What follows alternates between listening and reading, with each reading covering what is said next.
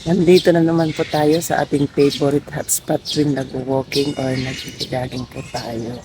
Yan. So, good morning po sa ating lahat. Good morning, good morning.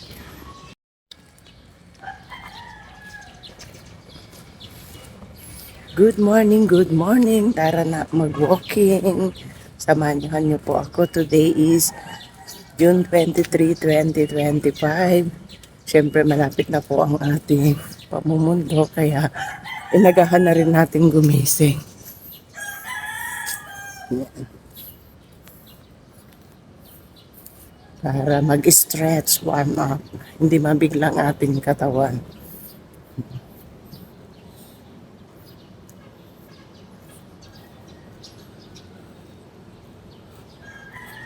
Tayo lang, lakad-lakad lang tayo. Tapos mamaya medyo mag-jog tayo konti para yung mga naka-store na pads natin ay ma-burn. Yan. Thank you po sa inyong panonood. Bye!